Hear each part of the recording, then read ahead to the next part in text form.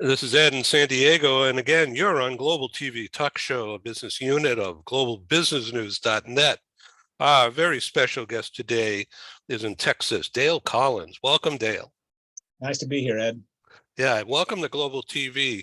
So, for those of you out there in TV land that you don't know, Dale and I have known each other not bosom buddies, but in the industry for a whole long time, number of years. Absolutely. And across different bridges and across different battlefields. But Dale is now in pursuit of something really wonderful and unique, and to me, inspiring. He's getting a PhD, and his dissertation is going to be about global mobility. Welcome, Dale. Thank you, Ed. It's great to be here. I appreciate the opportunity to speak with you today.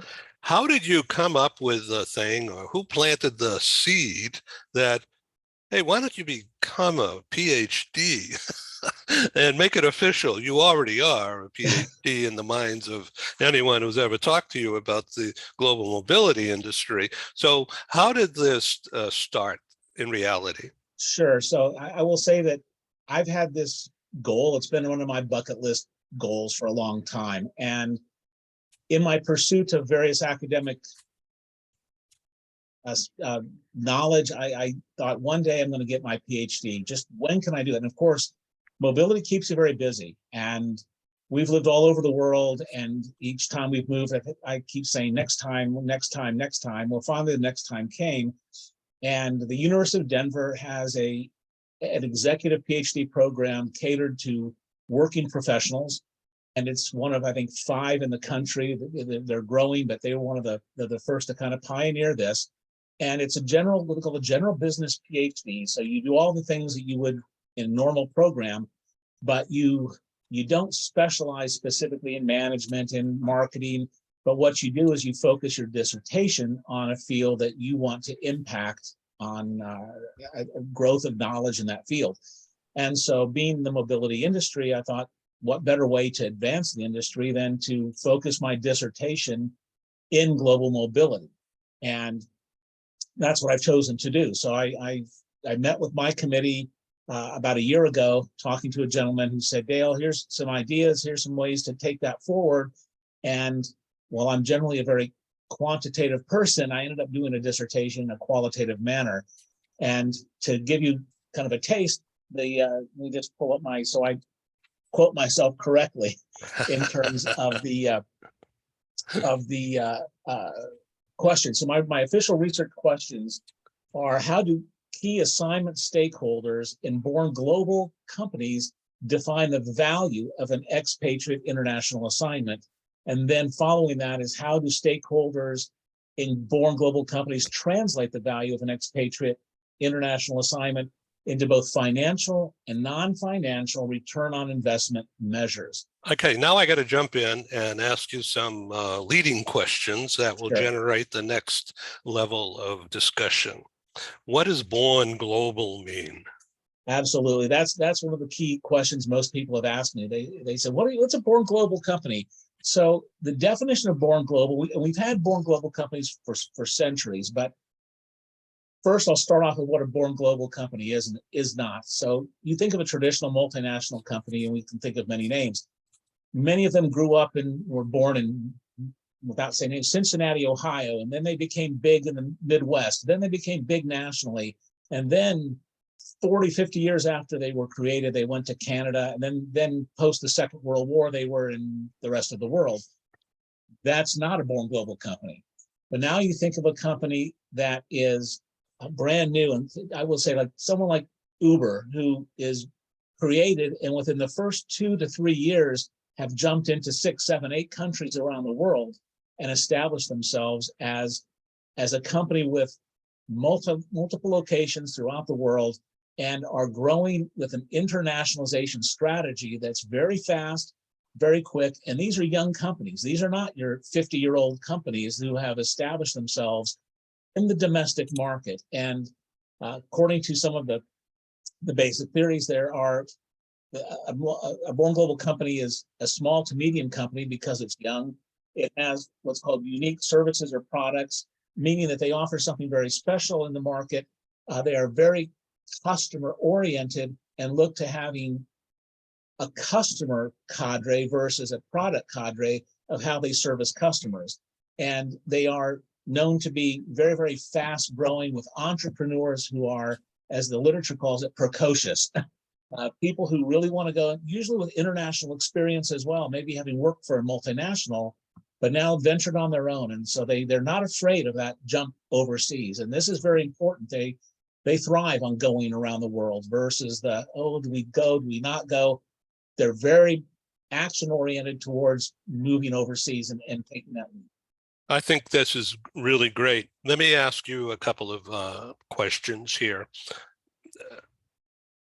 And if you don't like what I'm asking, just redirect me.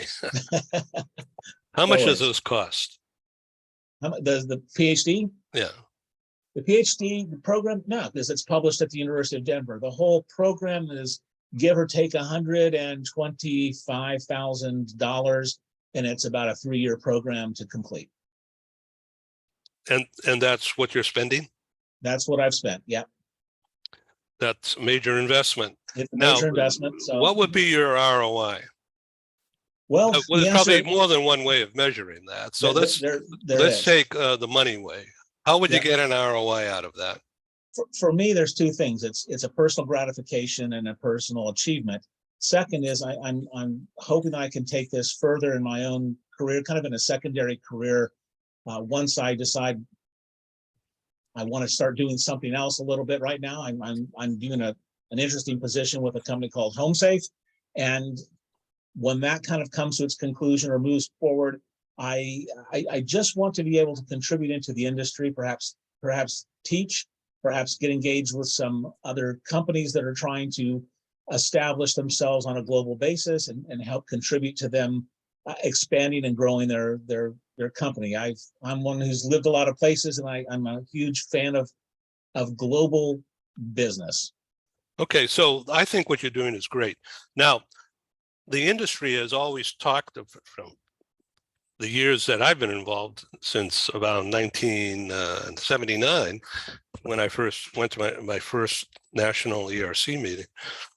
I forget where it was, but probably in Washington. But there's always been talk about, how do you get into global mobility? Is there a college course? Is there a track I should run on as a young person? How do I find all this? And of course, then it didn't exist, and it just sort of happened. And many people lined up in some kind of a talent mobility management job, and then get further involved the more they meet the people and soak it up. So you're becoming, you as a precocious guy, but you know, affable and well-intended and professional. You would be a magnet out there giving a TED Talk about the global mobility industry and how it works today in a gig economy, or a growing gig economy, and having talent from anywhere can work remotely or in person or a hybrid way. And so I think this is a step up. I'm 100% behind this idea that you're doing, and the professionalization, the growing professionalization of the industry. So congratulations to you.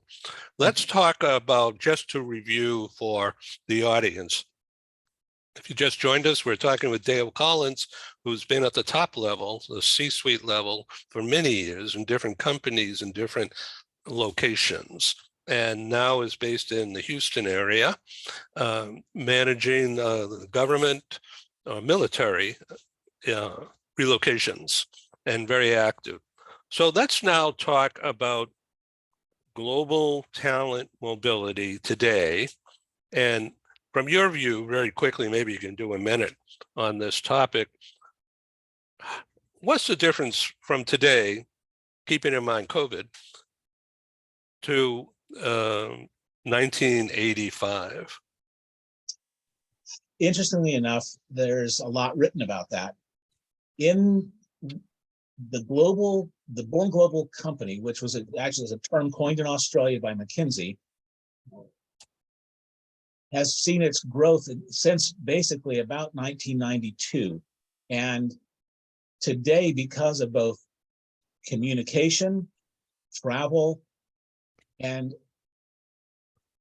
believe it or not, a lot of social media and social cultural things, the concept of the barriers of being around the world have fallen, I won't say completely away, but they have lowered considerably.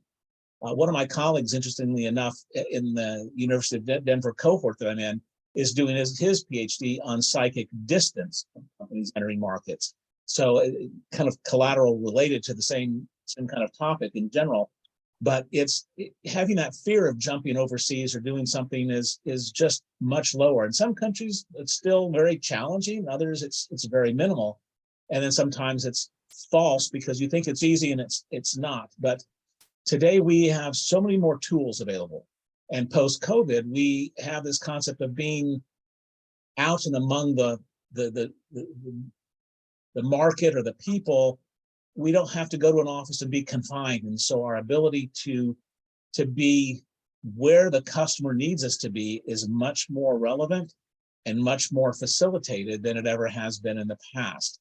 So, yeah, right. I remember in live meetings that I produced 20 years ago and more, even 30 years ago, that we used to have a topic, usually from Anderson or Ernst & Young, called the GEC, GEC, Global Employment Companies. And that was usually an energy company, all right? Mining, gas, oil, whatever. Now that's changed totally into the professional employment organization or outsourcing, blah, blah, blah, you know, whatever all these configurations are called now. It's the same idea, only it's much more sophisticated with using the computer and internet. And now companies don't have to go through the expense. They could, but they don't have to go through the expense to buy up another company or buy up real estate or sign this mega year contract on office space and then begin the process of hiring and developing the market, and hopefully it works. Now they can do that without any of that investment. You can. The issues that we see that remain are this. For continuing to be a globally active organization, you want to sell product or services around the world, and you want to develop talent around the world. It is, I would assert, it's very difficult to develop a global mindset and understand how to develop talent sitting in a single apartment in downtown Houston or downtown San Francisco if you're not out among living in an environment where you understand why someone doesn't get up in the middle of the night to do what you do, whether that's to grab the bowl of ice cream that you eat when you can't sleep at night, and understand why don't they buy that ice cream at night? We have, and you understand they would never do that. It just doesn't happen. It's kind of a silly analogy, but you don't know that until you go experience that for yourself. Having global-minded executives and global-minded employees and key people who can communicate, understand, and facilitate relationships is it's a skill set that's highly valued. And as we continue to live in a very interconnected global world, having those skill sets is of value, and being able to connect them with an organization is looked upon very positively. So we need people to have experience in different cultures and in different environments if we're going to continue to get along with each other. In my view, it's a lot harder to get mad at some, the old adage is, if you get friends with someone, you don't get mad at them as much. The same comes for cultures and countries. You need to understand. And I think having that global mindset and being able to get through the challenges, that some of it they're very innocuous. They're not purposeful. I've dealt with, in my own career, with people who have used language in situations where the English speaking person says, I think they're really upset with me. And I said, no, understand they're speaking to you from German and they're using a word that's easily translated, but it's not the way you interpret it. And when they say you must do this, they're saying, no, this is the next step. That's all they mean. This is the next step. Right, They're not right. insisting. They're just saying this is how they know it's necessary. So Well, that's please. interesting. Yeah. So how do you measure the question now, if it's okay for you? My question is, how does one value an international assignment today? So from that talk show interview that I produced with Michael and Pierre and Alexander that you saw, the concept developed. There's three ways of looking at it. The corporate, how's the corporate value? What's the ROI for a corporate to send me at, I don't know what it costs, six figures anyway, a year. $1 million is not uncommon for a 3-year full assignment. Hard to believe that I'm worth that much, but you don't always get to see it all, Ed. The government gets a lot of that. I don't touch it. So, and then the view to me, what's my view? Okay, I'm an assignee. What's in it for me? I may even get fired because of this thing, or I may not have a job when I get back from assignment. And so why would I want to do this? Why would I risk my career? And then the third view, the third perspective, and equally viable, but real different, is from the view of a provider, whether it's a lawyer or a tax or a relo company or a storage company or a furniture rental company or what.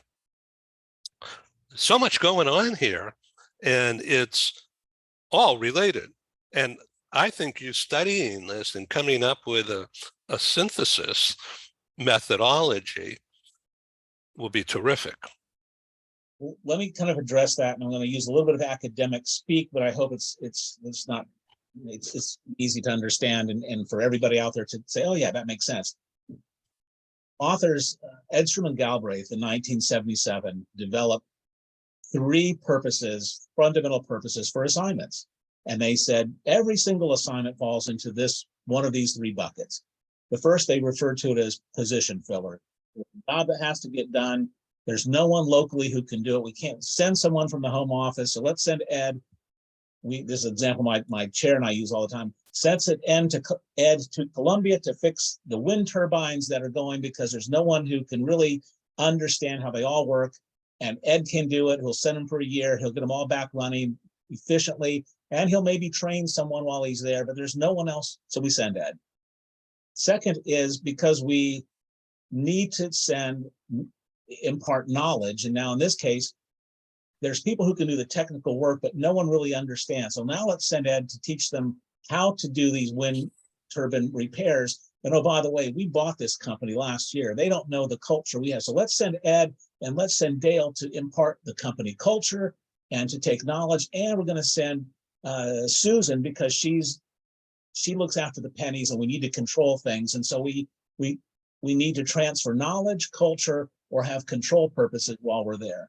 And then the third is, you know what? That Ed is a great guy and he's up and comer. Let's send him to our Tokyo office for a couple of years, and then let's send him to Rio, and then let's send him to London. And he's one of 15 people that we're developing professionally, because one of these days he will be or she will be the new CEO of our company. And in many cases, this is absolutely true. But here's some of the things. So that's Edstrom and Galbraith. Then you have McNulty and DiCieri, who've come up with a concept called expatriate return on investment. And that's made up of 2 pieces. And you touched on a corporate side and an individual side. And they explain throughout the process of assignments that the corporation or the firm is getting something out of this. And usually those are often quantitative things. So they're saying, hey, Ed, did you get the turbines fixed? And how long did it take? What was it costing to do now that it's fixed? And we can quantify these things very quickly, very easily. Or Ed's gone there. He's in part, we used to be losing unaccounting X millions of dollars. Now we've closed that gap. And so these are the kind of returns that are they're more black and white.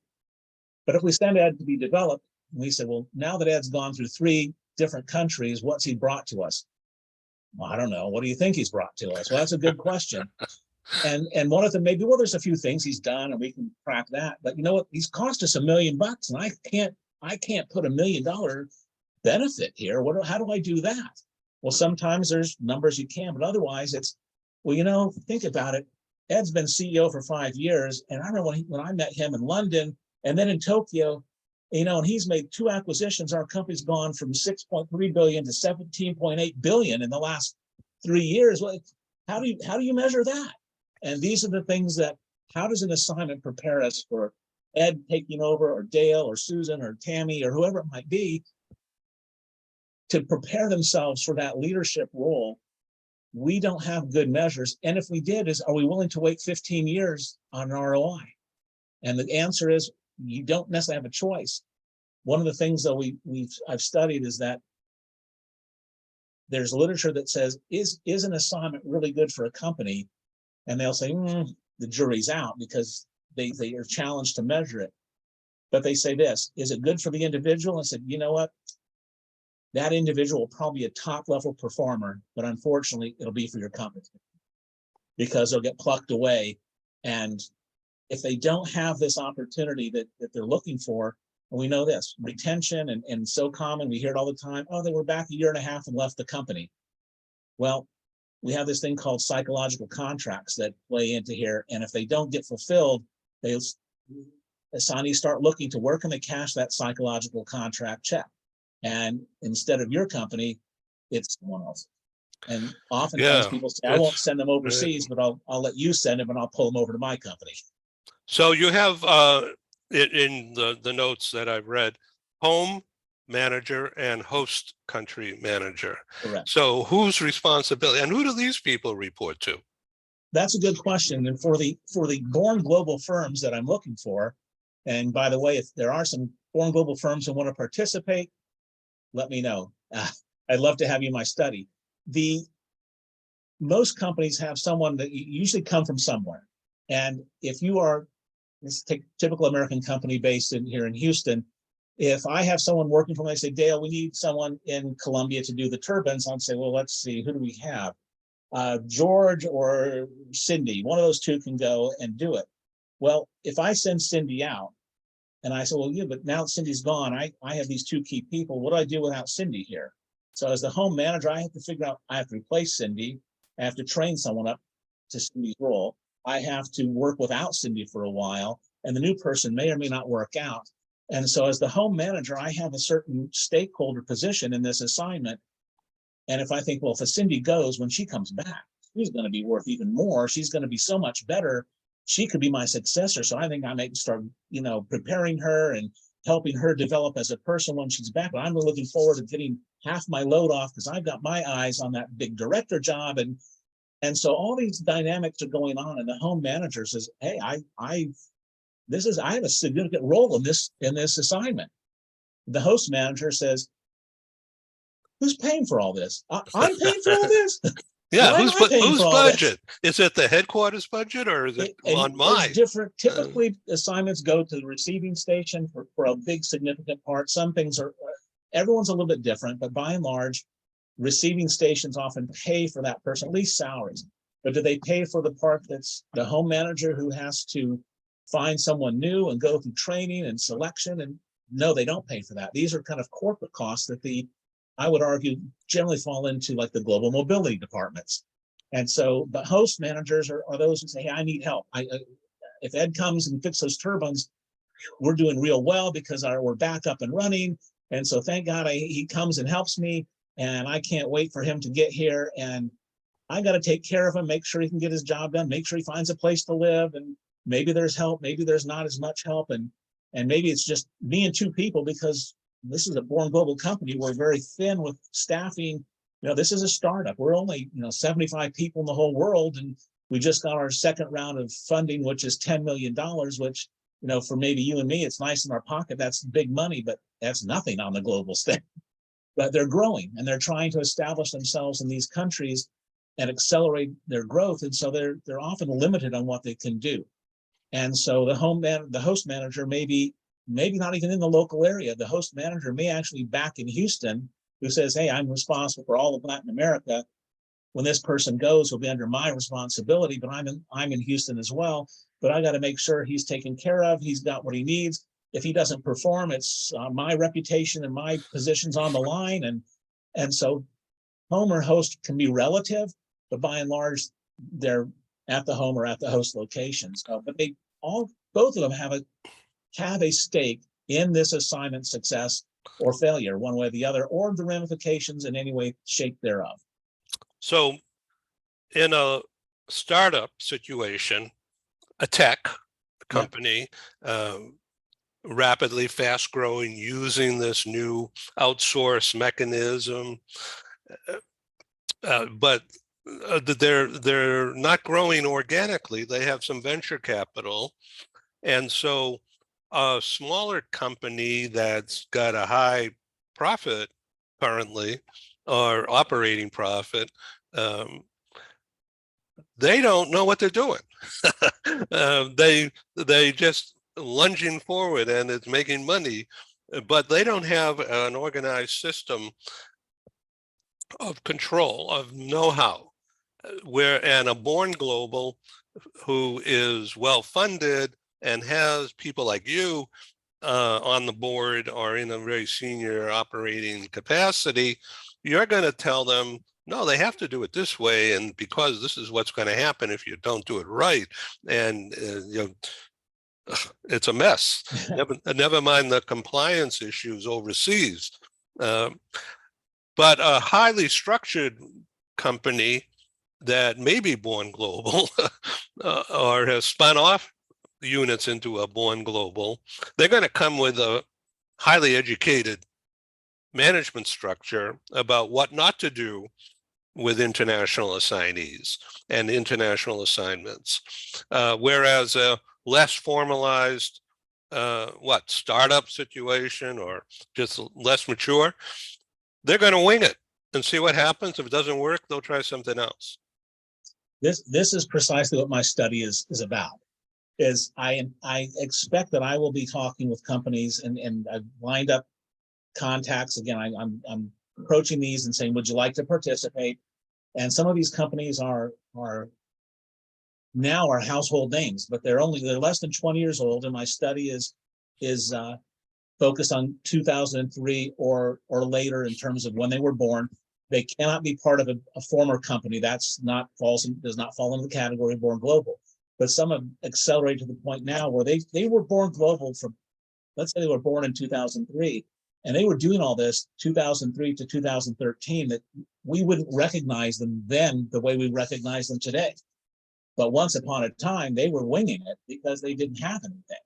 One good example is Airbnb. And once upon a time, Airbnb was a couple guys in an apartment in San Francisco. And today they're a huge, multinational company that we all kind of, oh yeah, but we don't think about once upon a time, this was just a few people in an apartment in California. And before you know it, they're making choices. And they said, you know what, we can do this here, but we can do this anywhere. Let's go. I remember I was at a BAM meeting in San Francisco, and the guys, the pioneers, they came and spoke at lunch. Yep. And nobody knew what they were talking about other than the general idea. Not a clue. Yeah.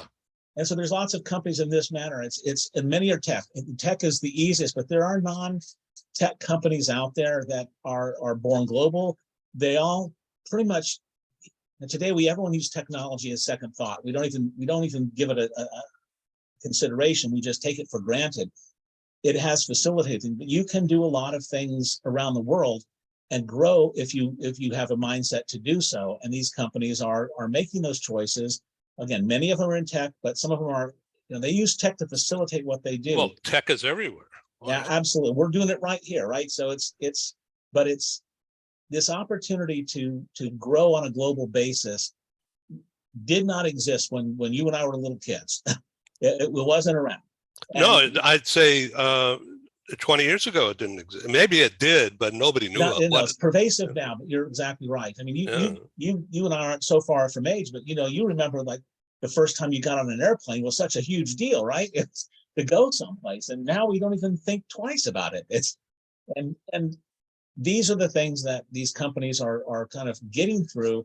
And for me, it's fascinating to look at born global companies to say, what do they know, and what are they willing to risk? And part of my kind of a supposition is, we know that assignments are expensive.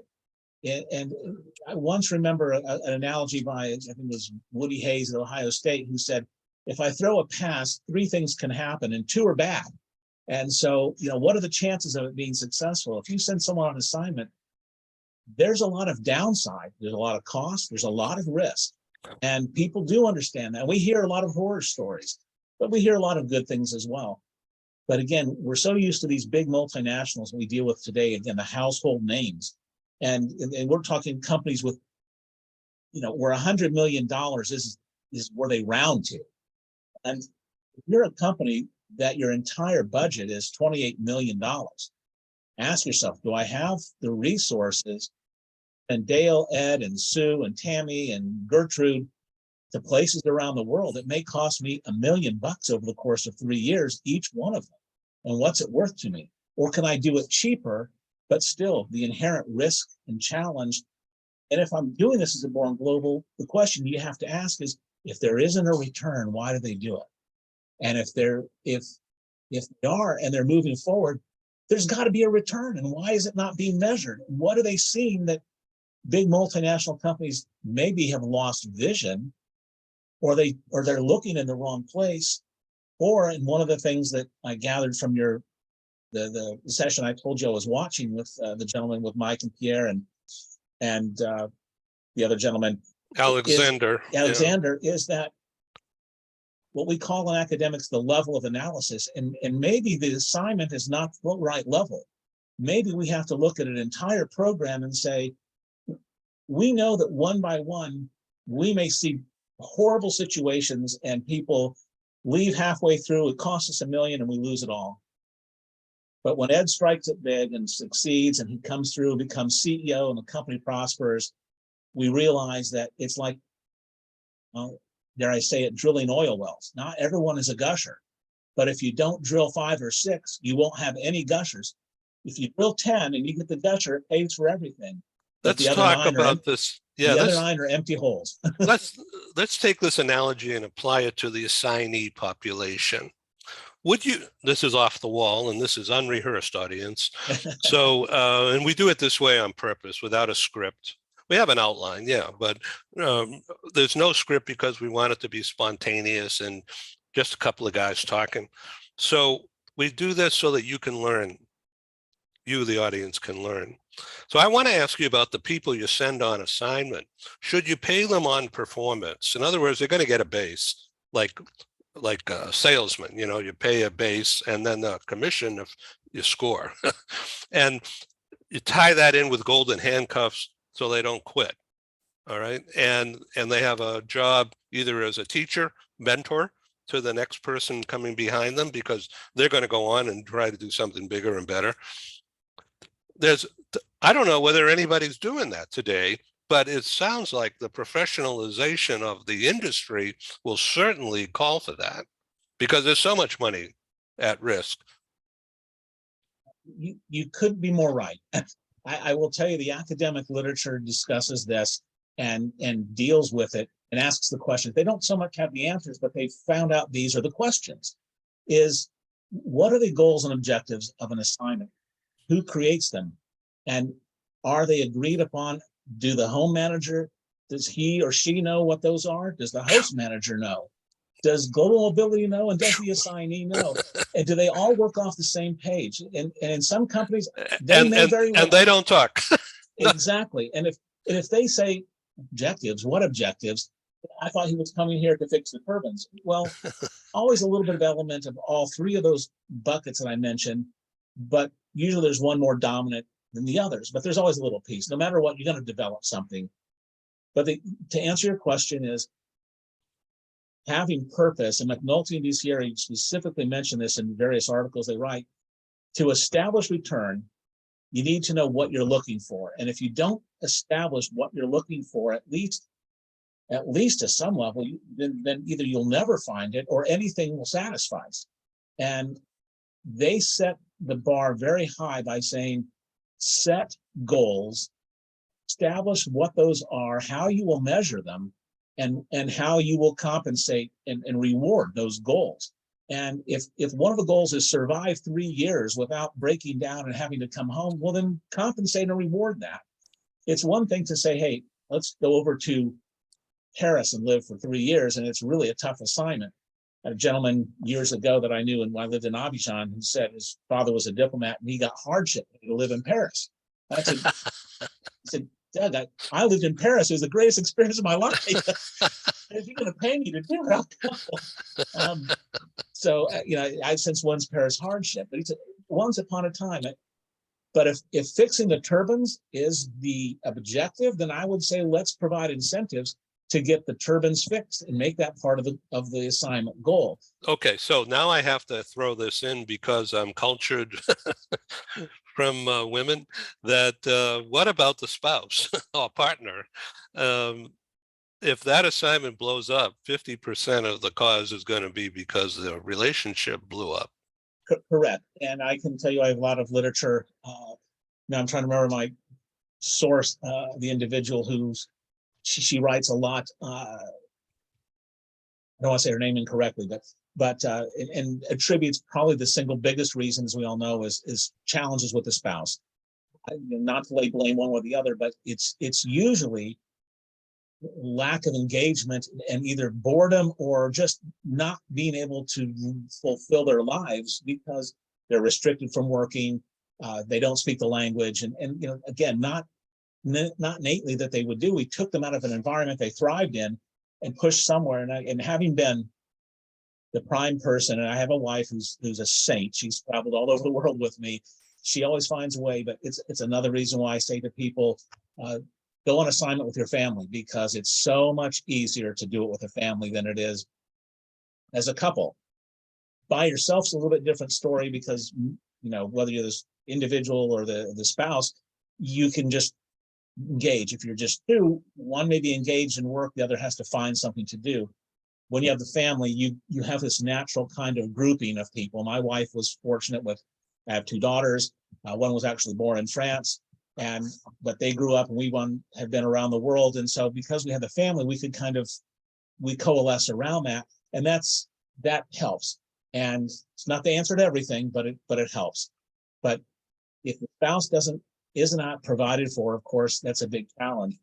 For Born Global companies, my guess is, and now I'm just kind of thinking ahead, is this is going to be a key aspect as someone kind of trailblazes and says, you're going to go by yourself? It's a lot harder. Why don't we send someone who's got at least a spouse, because it's going to be tough living there. Living by yourself is never easy. And in my personal view, and having support makes a big difference. At the same time, that support also has to be sometimes supported and have an opportunity to thrive while he or she is there. Primary spouses on both sides of the genders. From the interviews I've conducted and the listening, I've learned, and it is absolutely equal to success of the specific assignment. It's the relationship development, not just maintenance, but development into another place for enjoyment and evolvement makes the whole experience a win. Exactly. All around, for the company, for the provider industry, for the assignee and partners, family. I really thank you for being my guest today. And I invite you to come back and give us an update on your development and the success of your PhD endeavor. Well, a few months from now, when I get more data and stuff, as it finally takes shape, I'd be happy to come back and say, here's what I found after. Yeah, okay. Thank you. This has been My highly pleasure. educational. I'll get you the program link by this time tomorrow, perhaps earlier. No worries. Okay, I appreciate good. The opportunity. Thank you. You're And welcome. good luck. All right. Thank you. Bye-bye. I look forward to calling you, doctor. Appreciate it. Take care. Take care. Bye-bye. Bye. Thank you.